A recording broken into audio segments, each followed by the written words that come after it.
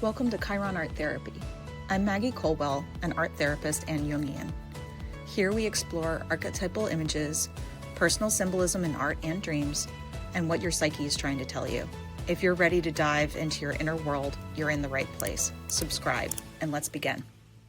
I'm Maggi Colwell with Chiron Art Therapy in Columbus, Ohio. And I'm Dr. Robin Norris with Windward Optimal Health in Northern Virginia. We've been having an ongoing conversation for a couple years, working together on our business and mindset work together. It's that idea of surround yourself with people that raise you up, motivate you, and inspire you. And we realized that it made sense to bring this conversation to other people as well. There's been a synergy that we realized has been really helpful for us learning, and we thought maybe some other people might want to learn as well. Money isn't just numbers, it's deeply emotional. In this conversation, we'll explore how fear and scarcity shape financial choices, why guilt can make it hard to invest in yourself, and how setting boundaries can transform your relationship with giving. We also discuss the balance between financial planning and fully living in the present, because time is one of our greatest forms of wealth. Let's talk a little bit about fear when it comes to money. I think scarcity mindset is a big one. I work with a lot of people who give to everyone, but prioritizing themselves, whether it be through physical things, through investing in themselves, like in therapy, or showing up for themselves and giving themselves me time, which could also be their therapeutic hour, is incredibly difficult. And working through that sense of guilt or I don't deserve this, just to be able to make some changes is incredibly difficult. And that can sometimes be kind of the core aspect of therapy, is being able to show up on time and being able to give themselves a gift. I really feel like therapy is an incredible investment in who you are and what you're going to be able to offer the world, rather than it being something that I think like kind of stigma driven, that it's something that people do when they're desperate. Right.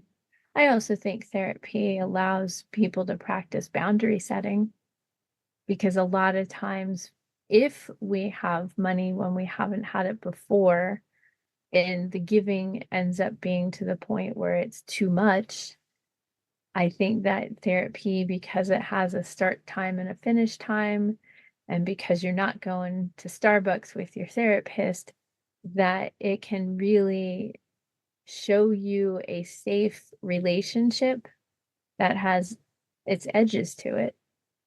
Which then can, kind of apply to how are you spending your energy? What are you willing to give and what are you not willing to give? What does it feel like when somebody's pushed you too far? What does it feel like when you've given into something or opened your wallet when you shouldn't have? And then you start to recognize what the emotional quality is that comes up in those different settings and be able to recognize it for what it is. And once we're able to recognize it, that's when we start to be able to have conscious decision making ability. Yeah. Right. Yeah. Because that scarcity mindset comes from a place of worry. It comes from a place of fear. It comes from a scrappy, I'm going to make this work.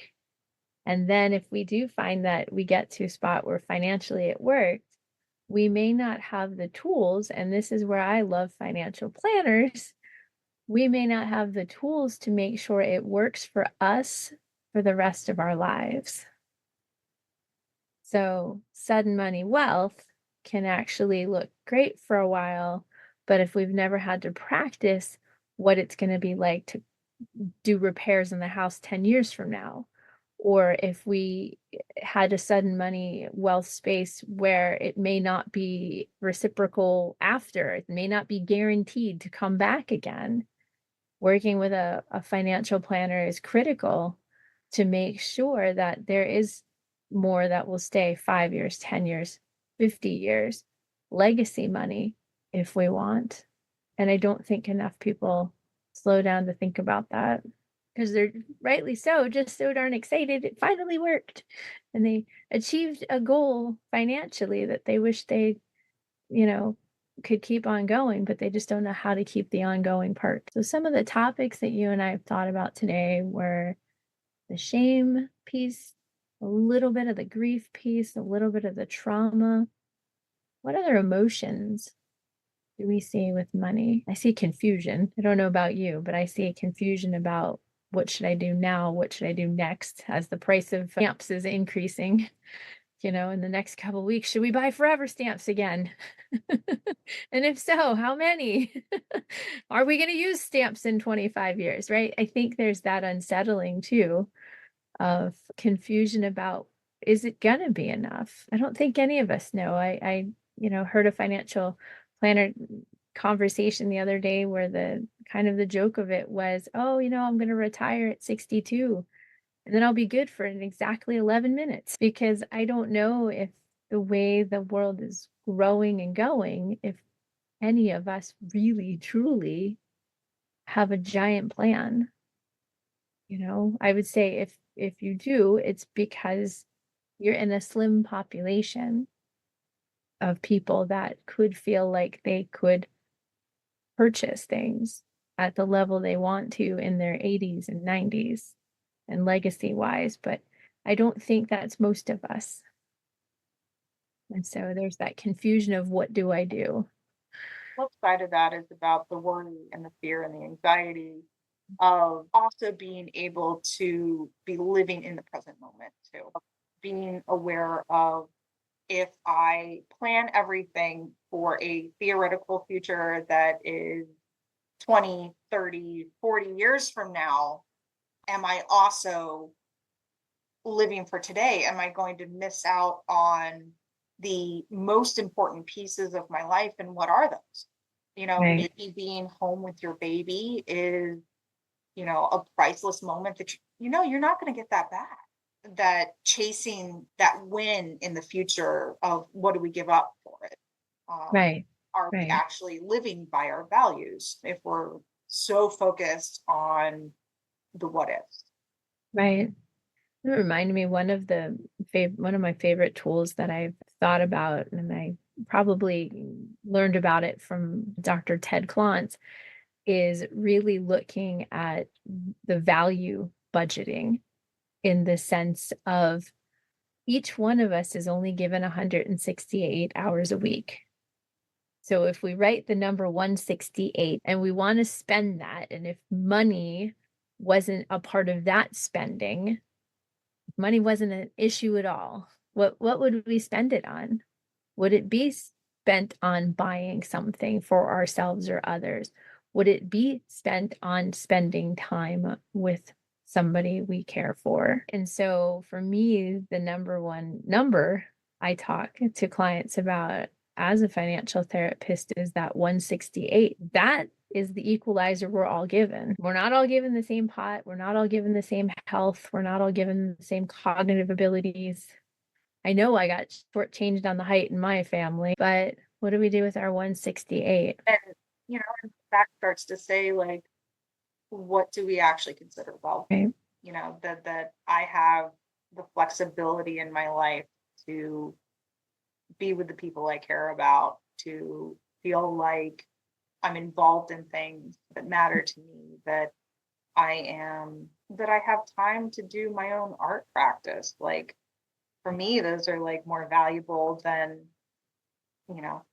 a new car. And for me, it's been the opportunity to be able to give back.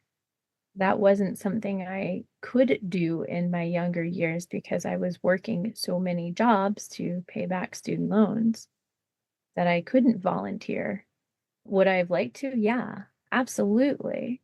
I was able to when I was a teenager, and that was a very important part of my life, but I let go of that. Thankfully, it ended up being temporarily, because there was a point where I didn't know if I'd financially ever be able to get back there and have an hour a month, right? Because it also, going back to your topic of energy, you have to have the emotional energy, you have to have the physical energy, and sometimes you just downright have to have the gas money to get to some of these spaces, depending on where you live, or the bus money, or the train ticket. So, yeah, emotional things. Like I was mentioning before, like you have to be able to have that time currency Right, to be able to say, I have the space to be able right, to invest it in whatever activity that you're valuing. right. Yeah. So today, I think this section was really neat. We talked about a lot of different emotions of money. I'm sure we'll talk about it again in future conversations, but I think it's a good beginning to a new hello. Thank you, Robin, for diving into this project with me. I really appreciate it of us being able to offer something to other people, as well as getting clearer on our own journeys as we continue to explore and support each other and see where things take us. Great. Thank you, Maggie. Appreciate it. Thanks for watching. This video is the fourth video in a series on financial therapy. Make sure you check out the rest of the other videos in this playlist. Subscribe and check it out.